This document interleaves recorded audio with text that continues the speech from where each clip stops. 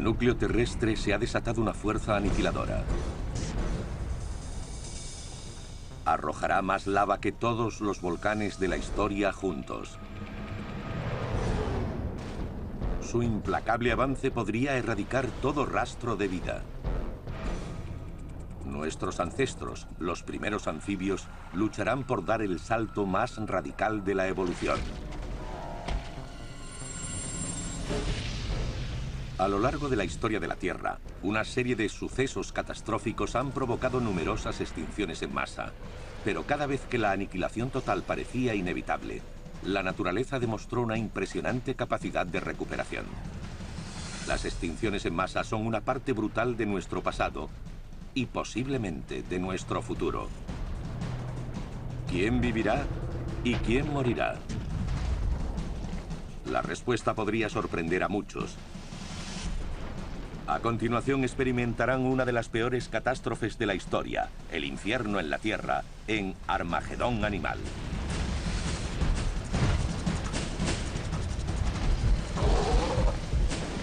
Armagedón Animal. Nuestra vida se basa en la muerte de otros.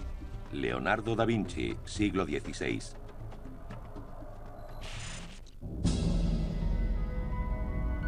Nuestro planeta hace 377 millones de años.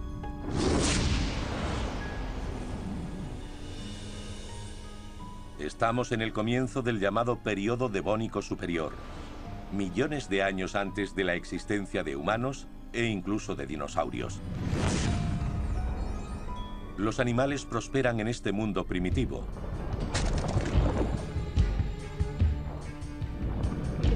Al menos por el momento. La vida en la Tierra está a punto de verse amenazada por la segunda gran extinción de su historia. Puede que la primera fuera provocada por la explosión de un rayo gamma.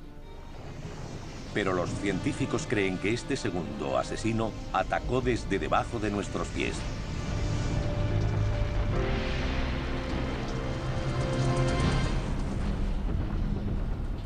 Se denomina pluma del manto a un mar de magma que se abre paso hasta la superficie terrestre. Contiene 2.300.000 kilómetros cúbicos de roca líquida, suficiente para sumir al planeta entero en una espiral de muerte. Las plumas del manto son grandes mares de roca ardiente que, por motivos que desconocemos, se desprenden del resto del material magmático y salen a la superficie terrestre. Hace más de 20 millones de años, una de las burbujas, de la que podríamos llamar la lámpara de lava de la Tierra, salió a la superficie desatando un infierno. En su ascenso, la pluma va moldeando y derritiendo la corteza terrestre desde abajo. El Armagedón es solo cuestión de tiempo.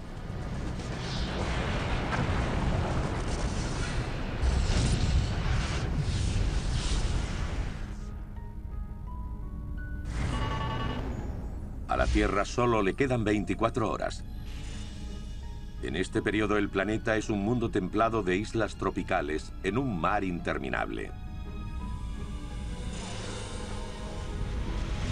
Sudamérica, África y la Antártida forman un supercontinente en el Polo Sur. Los demás están divididos en una serie de enormes islas cerca del Ecuador.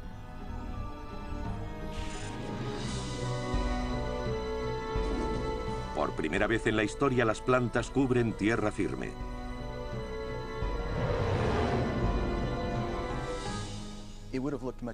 Tenían un aspecto muy distinto al de los bosques actuales.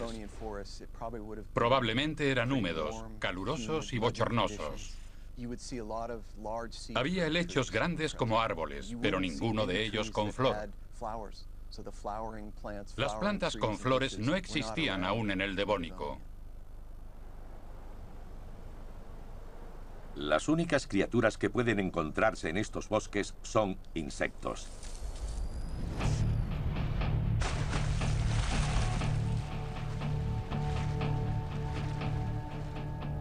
Pero en el inmenso mar prospera la vida animal.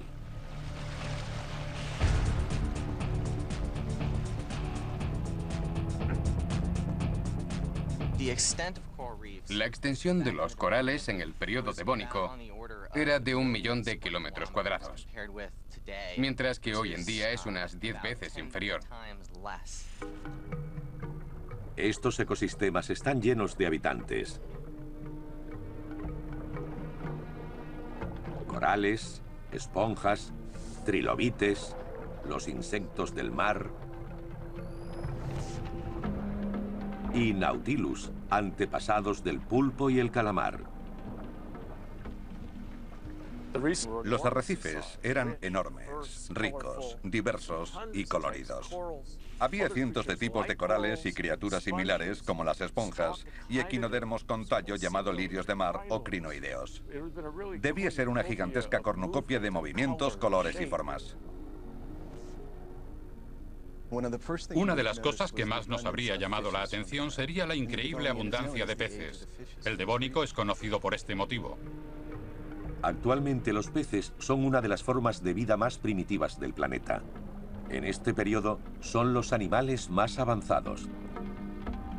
Aparecen en las más sorprendentes variedades y los hay que miden pocos centímetros de largo hasta otros del tamaño de un autobús.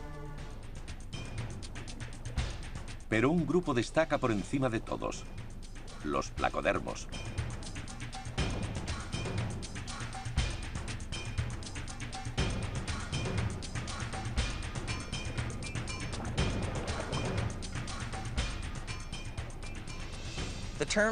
El término placodermo se divide en placo, de placa, y dermo, que significa piel.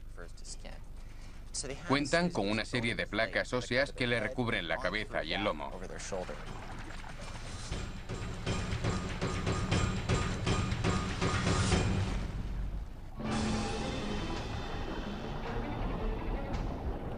La criatura más grande del océano y de la historia hasta el momento es el Dunkleosteus. La mayor criatura junto a la que he nadado es la orca, y habría quedado eclipsada por el tamaño del enorme Dunkleosteus. Este monstruo marino de 10 metros de largo y 20.000 toneladas de peso es tan fiero como parece. Las placas que recubren su cabeza son como una armadura. Su potente mandíbula sin dientes es capaz de atrapar a una presa en la 50ª parte de un segundo, con un mordisco casi tan potente como el de un tiranosaurio. No creo que a nadie le gustase acabar en las mandíbulas de un Dunkleosteus. Cuando un tiburón ataca, le clava a la víctima sus dientes. Pero la mandíbula de un Dunkleosteus habría podido partir a un hombre por la mitad. Tras engullir a su presa, regurgita las partes que no puede digerir. El Dunkleosteus es el rey indiscutible de esta selva acuática.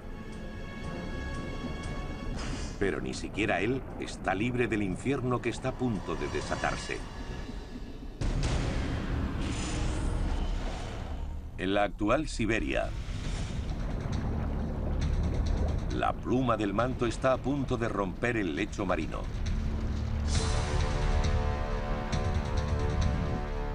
La vida en la Tierra cambiará para siempre.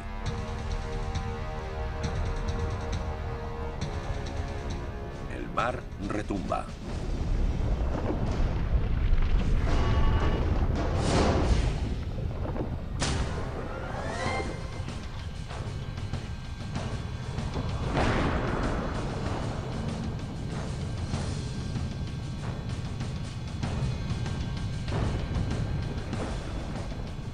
Fuertes chorros de gas caliente surgen del interior de la Tierra.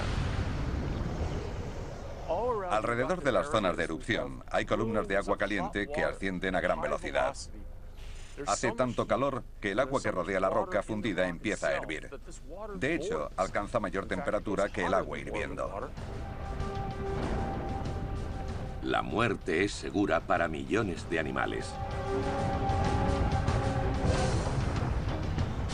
Incluso el poderoso Dunkleosteus está perdido.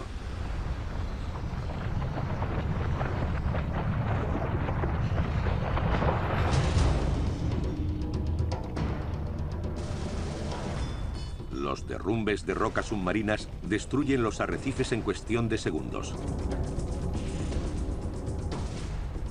El magma surge por profundas fisuras.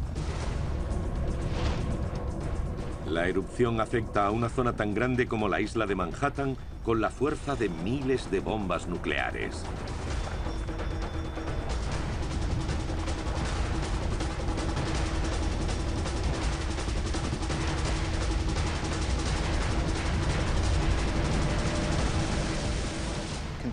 Si comparamos la pluma del manto con algo más familiar, como la erupción del monte Santa Elena, podemos decir que su magnitud fue mucho mayor que la de cualquier erupción catastrófica de nuestra historia. Los bancos de peces muertos se pudren bajo el calor tropical. Son las primeras bajas de la que será una batalla épica por la supervivencia. Una guerra librada entre la pluma del manto y la propia Tierra, mientras la vida animal se ve atrapada en el fuego cruzado. Se ha desatado el Armagedón. La Tierra nunca volverá a ser la misma.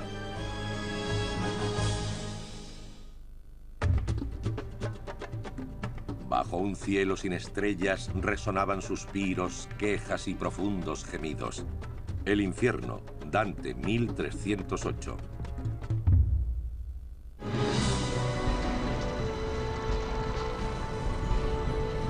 Hace 377 millones de años, un enemigo de las profundidades de la Tierra, la pluma del manto, arrasa nuestro planeta.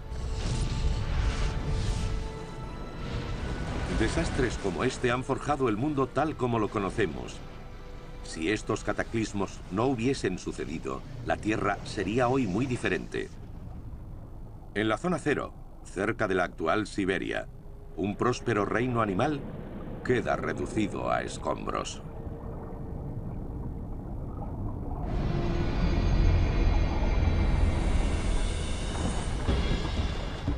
Y este es solo el comienzo. El enemigo extiende un anillo de fuego de miles de kilómetros de diámetro. No solo se produjeron erupciones volcánicas y fluyeron ríos de lava, sino que además la actividad tectónica era muy fuerte, de modo que el fondo marino empezó a cambiar al quedar cubierto por una nueva capa de material volcánico. Pero la corteza terrestre no es lo único destruido.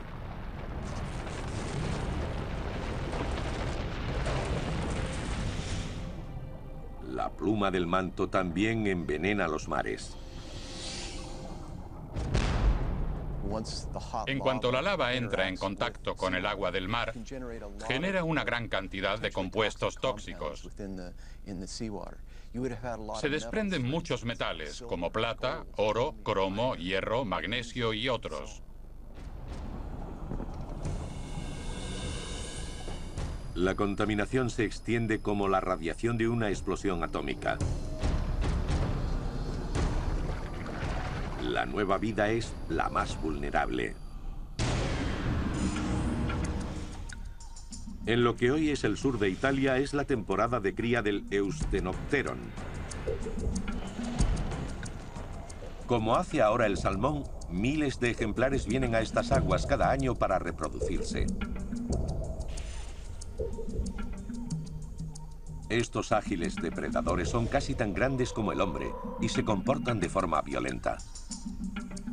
Se les denomina sarcopterigios, pues sus carnosas aletas son precursoras de las actuales extremidades.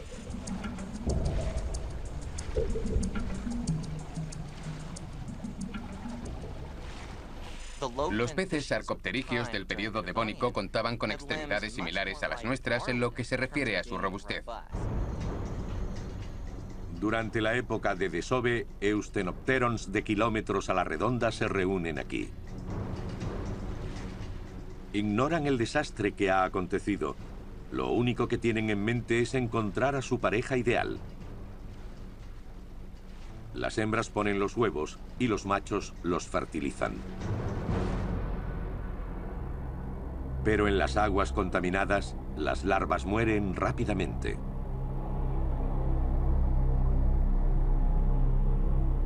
Esto diezmará su población poco a poco hasta desaparecer para siempre.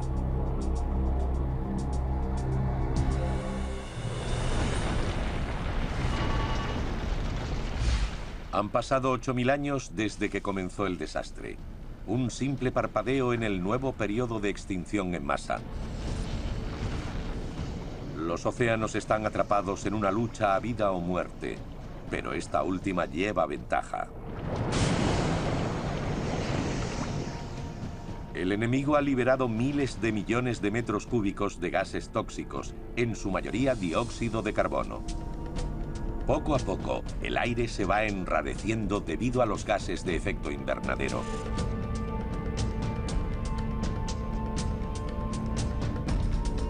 Las temperaturas se disparan. Las corrientes oceánicas se detienen. Lo que impulsa las corrientes es la redistribución del calor. El calor de los trópicos intenta abrirse camino hasta las zonas más frías. Y a su vez, el frío del Ártico intenta calentarse dirigiéndose hacia los trópicos. Eso provoca corrientes de agua y vientos. Si los polos fueran cálidos, al igual que los trópicos, nada impulsaría las corrientes y los vientos. La muerte empieza a extenderse por todo el planeta.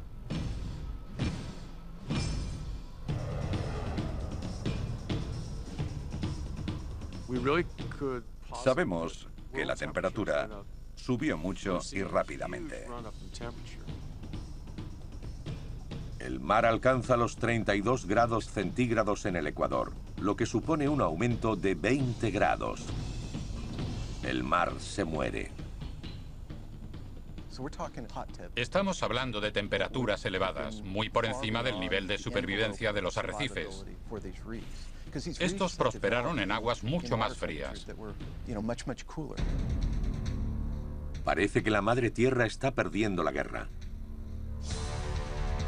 Y si eso llega a suceder, jamás podrá darse el mayor salto evolutivo de todos: la transición del mar a la tierra.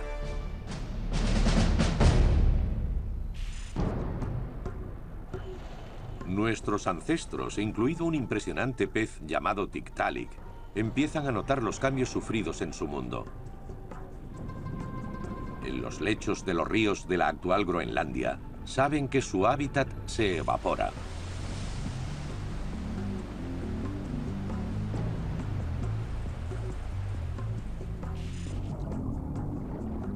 Pero cuentan con una defensa. Una capacidad de adaptación revolucionaria que podría ayudarlos a sobrevivir al apocalipsis.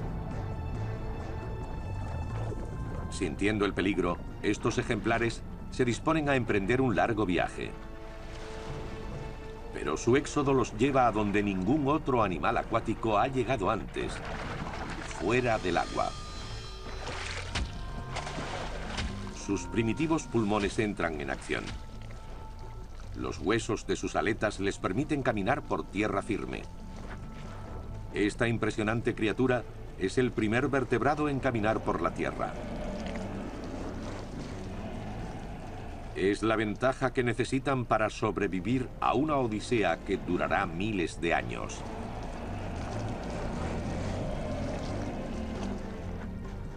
El Tiktaalik es el vínculo perfecto entre los peces verdaderamente acuáticos y los primeros anfibios en tierra. Se trata de un pez que evoluciona hacia una condición tetrápoda. En sus 4 patas vemos por primera vez cómo los huesos evolucionarán para convertirse en húmeros y radios. Así que el Tiktaalik es el gran descubrimiento de la historia de la paleontología por muchos motivos.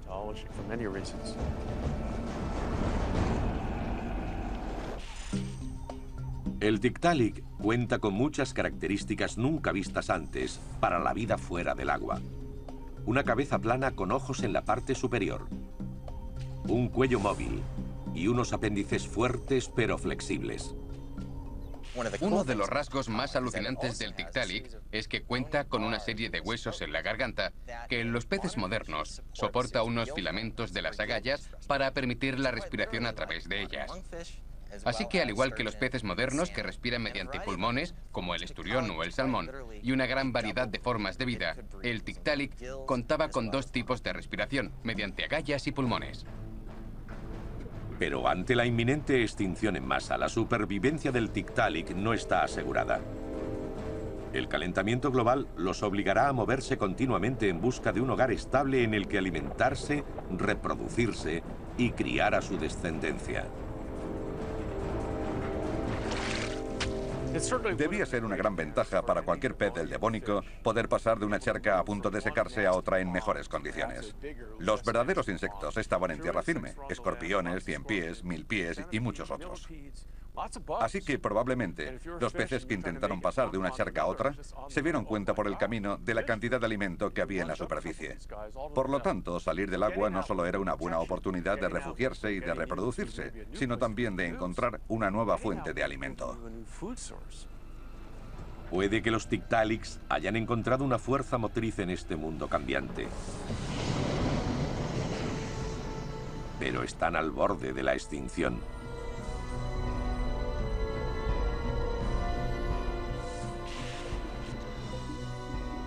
Un paso en falso y toda la especie habrá desaparecido.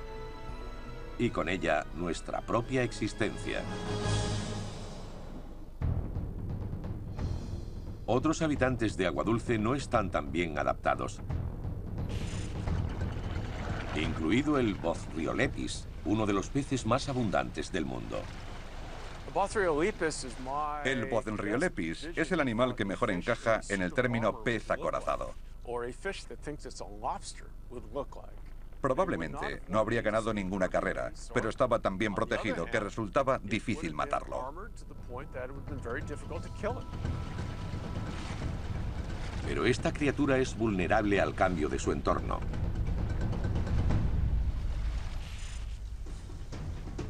Cada verano, colosales monzones inundan los ríos y arroyos en los que habitan.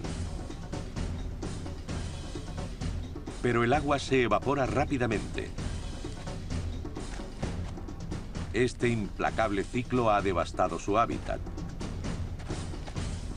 Los Bothriolepis y cientos de animales más quedan atrapados en el barro, agonizando bajo el ardiente sol.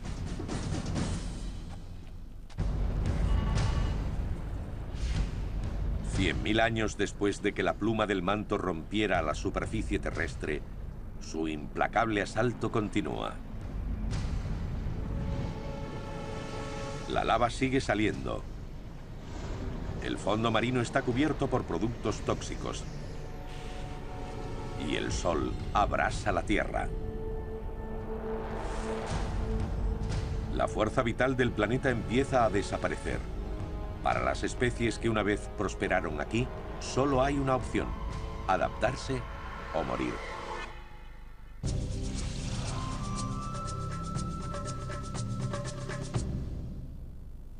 ¿Cómo sabemos tanto sobre los Tiktaaliks?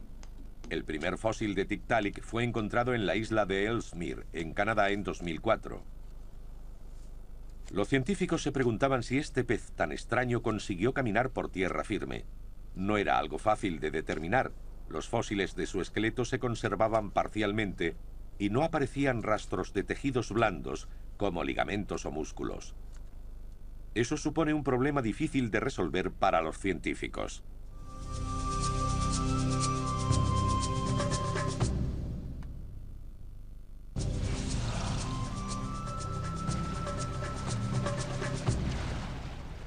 ¿Cómo saben los científicos que el Tiktaalik, el eslabón perdido entre los peces y los anfibios, colonizó la Tierra?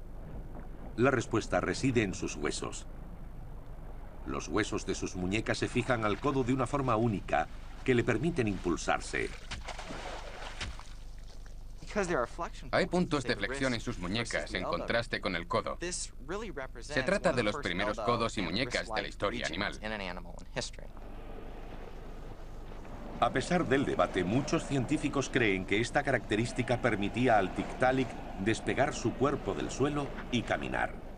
Sus descendientes desarrollaron dicha característica y durante 15 millones de años poblaron la tierra firme de modo permanente.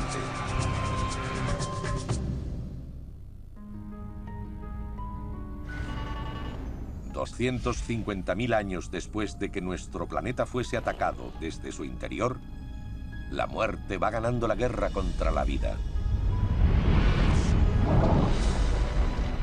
La pluma del manto que emergió cerca de Siberia sigue provocando terribles erupciones volcánicas.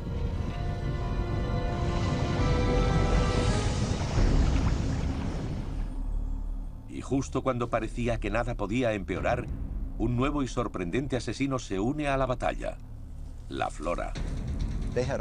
Tenían todos los elementos necesarios: un paisaje vacío que ocupar, agua, dióxido de carbono en abundancia y la luz del sol. La vegetación crece sin medida.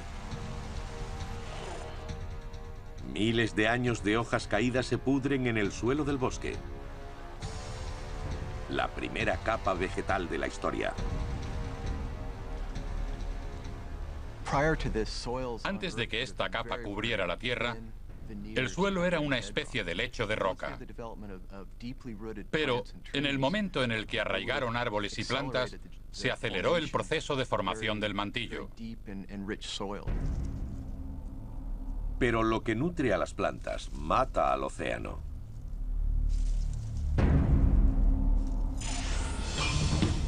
Cuando llueve, la tierra va al mar. Las algas absorben los nutrientes y crecen de forma descontrolada, absorbiendo el oxígeno y asfixiando a la vida marina. Las costas se inundan. El mar se vuelve de color verde.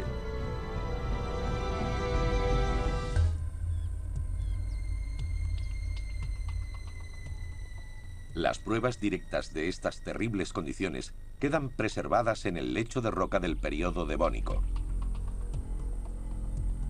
En los mares devónicos, una de las cosas más sorprendentes de los sedimentos depositados en las cuencas oceánicas era la abundancia de colores oscuros. Esto demuestra los bajos niveles de oxígeno que prevalecían en aquel periodo.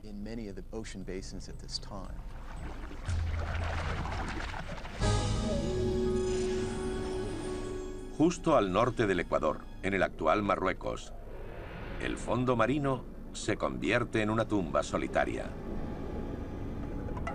Un lodo bacteriano es todo lo que queda del arrecife.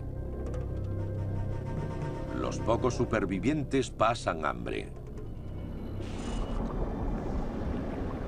Hubo un tiempo en que esta zona estaba habitada por cientos de Dunkleosteus. Ahora solo quedan unos cuantos.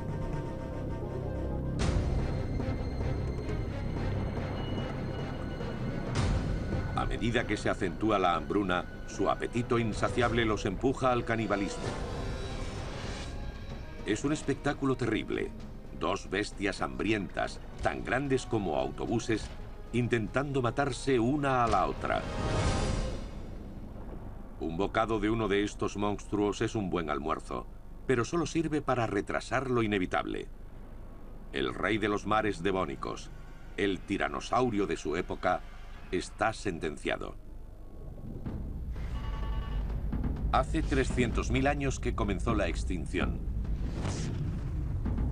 Y la Tierra está a punto de convertirse en un planeta muerto. Los mares contaminados se han cobrado la vida de miles de especies.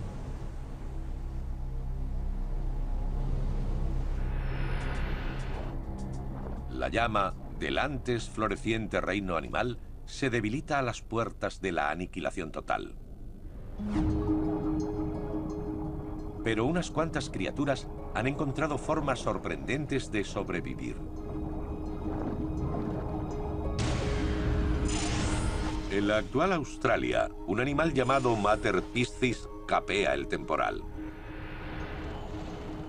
A pesar de que estos peces son lo suficientemente pequeños como para caber dentro de nuestras manos, son capaces de aplastar la concha de un molusco con sus potentes mandíbulas. Pero no son sus hábitos alimentarios los que los hacen tan especiales. El Materpiscis, que significa pez madre, es el primer animal conocido que da a luz a una cría viva. En 2005, un fósil de Materpiscis fue encontrado en Australia con el esqueleto de un pez diminuto en su abdomen. Los científicos se dieron cuenta de que tenía que ser su cría. Hay embriones fosilizados de crías sin nacer en estos especímenes. Y no se sitúan en lo que podríamos llamar su estómago, sino mucho más adelante, en la parte delantera del animal. Se trata de una adaptación crítica. Protegiendo a sus crías en el interior de sus cuerpos, las hembras de Materpiscis las ayudan a sobrevivir hasta la edad adulta. Un instinto maternal nacido del Armagedón. ¿Pero será suficiente?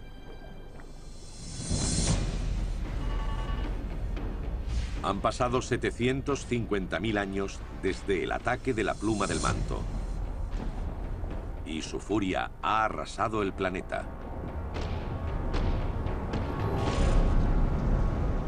Pero ahora adopta una nueva táctica. Hasta este momento las erupciones se habían limitado al mar.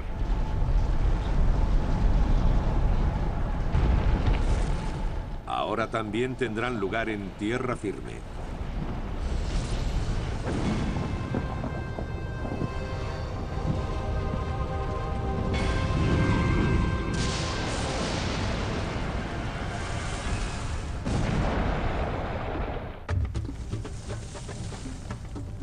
La única congruencia de la vida es la muerte.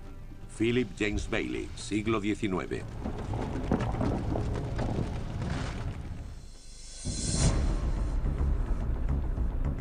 Hace 377 millones de años, nuestro pacífico planeta se vio envuelto en una oleada de muerte y destrucción. Los científicos creen que el desencadenante fue una pluma del manto, un gigantesco flujo de roca fundida.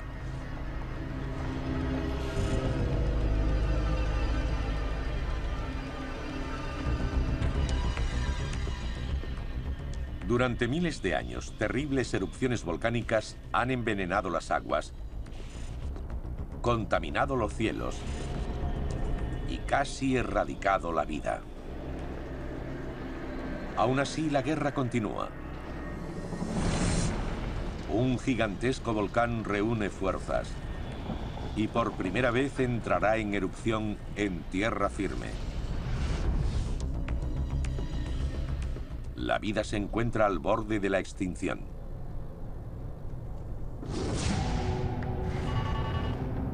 Han pasado 1.200.000 años desde la primera erupción.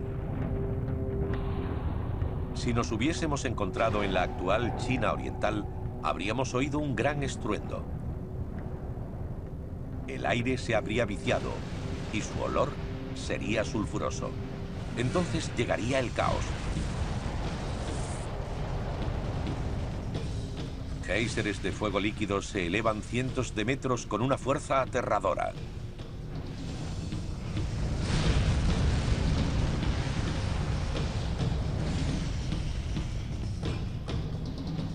Las cenizas cubren el cielo, formando una nube asfixiante. El planeta se vuelve del revés. Se desata el infierno en la Tierra. La mejor forma de describir la fuerza explosiva de una supererupción es compararla con algo reciente, como la erupción del monte Santa Elena. Una supererupción es cientos o miles de veces más potente que la de Santa Elena en 1980.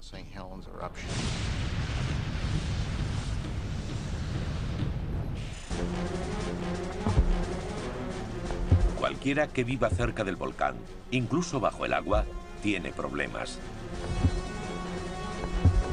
Nuestros antepasados, los Tiktaaliks, huyen en busca de refugio.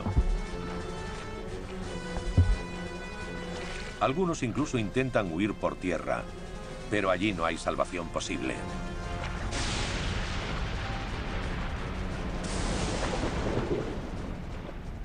Columnas de ceniza de hasta 40 o 50 kilómetros de altura penetran en la estratosfera.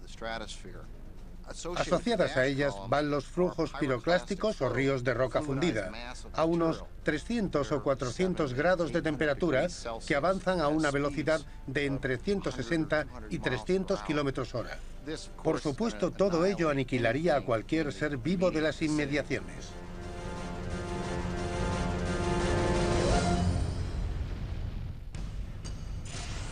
Varias horas después de la erupción inicial, la lava sigue surgiendo por grandes fisuras en la Tierra. La erupción se prolonga varias semanas, lanzando al aire suficiente material como para rellenar el Gran Cañón. Trozos de roca ardiendo provocan grandes incendios, lo que empeora la situación.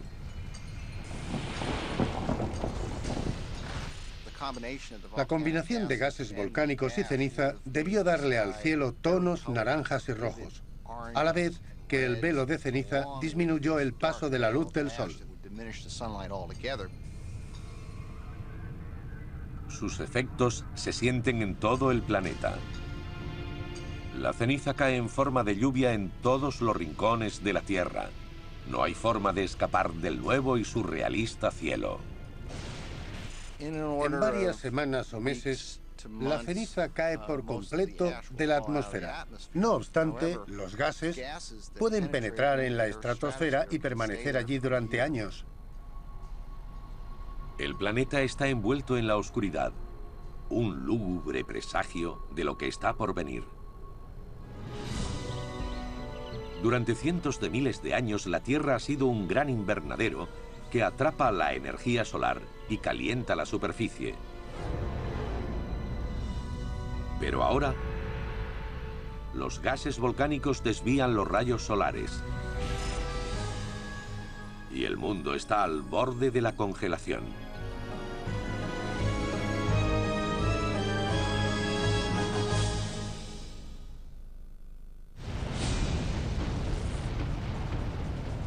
$1,2 millones de años después de que una pluma del manto arrasara la Tierra, una oscura nube de cenizas sume al mundo en un brutal invierno volcánico.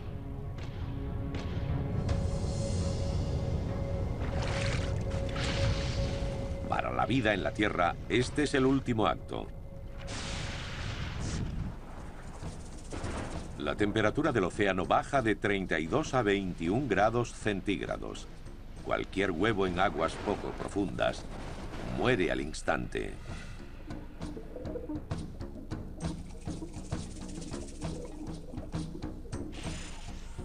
El plancton, los microscópicos habitantes de la superficie que forman la base de la cadena alimentaria del mar, es diezmado. La vida en la Tierra ya ha sido vapuleada por cientos de miles de años de polución y calor. Y ahora esto. Si realmente sucedieron aquellas erupciones tan intensas, lo más probable es que provocaran un invierno volcánico. Si eso fue así, el calentamiento global se vio interrumpido por otro periodo de frío extremo. En el fondo de un río poco profundo de Groenlandia, nuestros antepasados, los Tiktaaliks, luchan por sobrevivir. Su capacidad de migrar a tierra les otorga una ventaja crucial. Pero esta nueva forma de supervivencia cuenta con un enemigo. La primera nevada en cientos de miles de años. De repente empieza a nevar. Tenemos un mundo tropical que empieza a enfriarse. Son dos duros golpes que rematan la extinción en masa del Devónico, o mejor dicho, las extinciones en masa. Para los agonizantes Tiktaaliks, las aguas heladas se convierten en su tumba. Su población va reduciéndose hasta que solo queda un ejemplar vivo.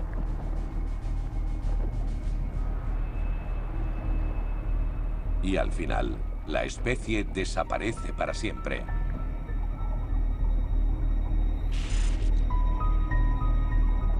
El Tiktaalik es considerado uno de los grandes pioneros vertebrados, en el sentido de que es uno de los animales que nos abrieron el camino.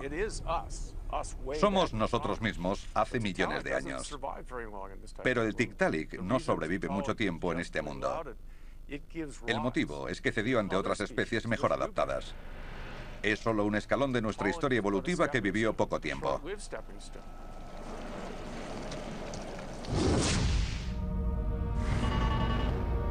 Han pasado 1,5 millones de años desde que comenzó la extinción. El invierno volcánico termina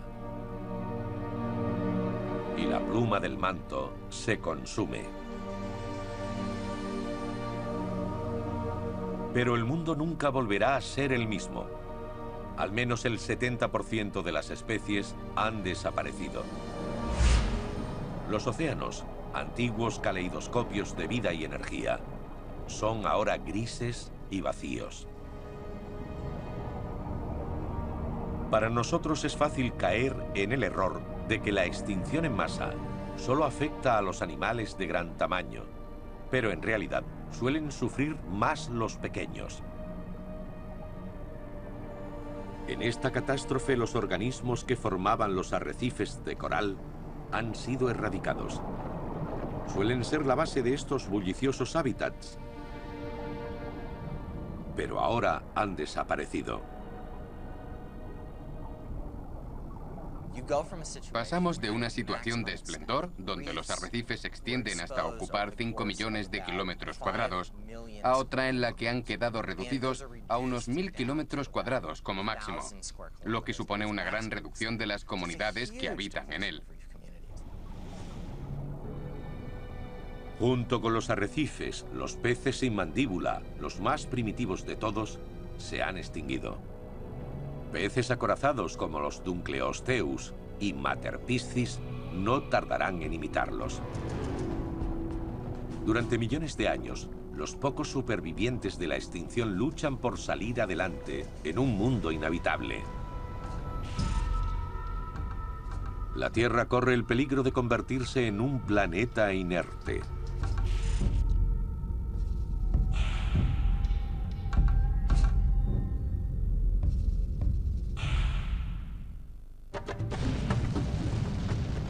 La naturaleza no hace nada en vano. Aristóteles, siglo IV a.C. La extinción en masa ha dejado a la madre tierra débil, arrasada y casi muerta. Si pudiéramos viajar a este extraño mundo, apenas encontraríamos rastro de vida. Ahora comienza una larga recuperación. Durante millones de años parece que se hubiera estancado la evolución. La vida animal lucha para prosperar. Los organismos microscópicos como las bacterias y las algas llenan ese vacío, reclamando el fondo marino antes dominado por los arrecifes de coral. Es muy parecido al precámbrico antes de que existieran los animales. Hay pocos ejemplares y tienen que luchar contra los microbios por recuperar su territorio, porque estos lo controlaban antes que ellos. El hecho de que la Tierra vuelva a ser un mundo bacteriano o continúe siendo animal pende de un hilo.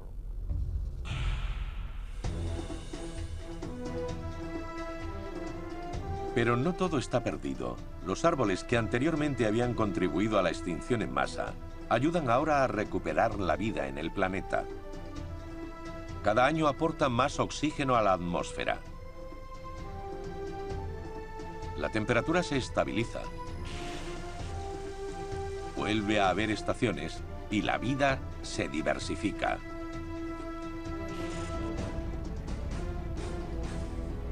Los pantanos de esta época se convierten en incubadoras para el nuevo salto evolutivo, uno en el que los humanos tenemos un interés especial. Han pasado 10 millones de años desde el ataque de la pluma del manto. En un pantano poco profundo de la actual Pensilvania, un banco de Boreolepis buscan comida. Este extraño pez es uno de los pocos que han tenido la suerte de sobrevivir. Vivía en muchos hábitats diferentes por todo el mundo, lo que aumentó sus posibilidades de supervivencia. Pero no son conscientes de que un ágil depredador los tiene en su punto de mira. Parece un Tiktaalik, pero estos se extinguieron. De hecho, es uno de sus descendientes, un eslabón esencial para la evolución del ser humano. El Ictiostega, de 1,5 metros de longitud.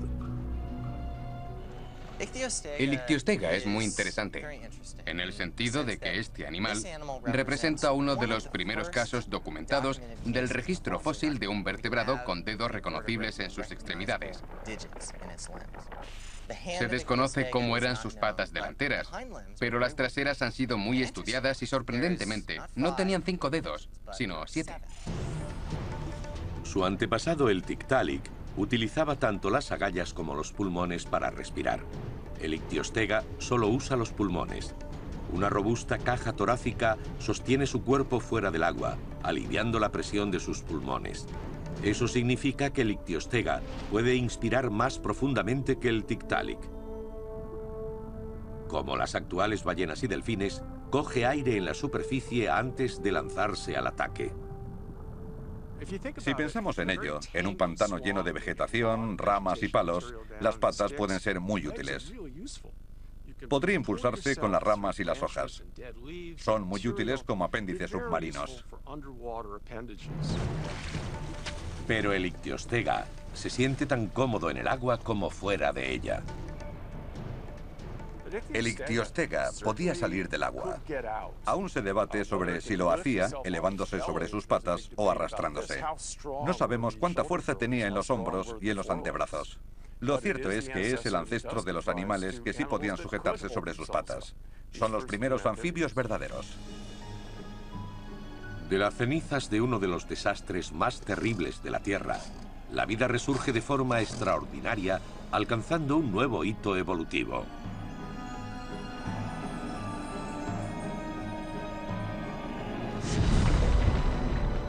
El núcleo terrestre continúa ardiendo.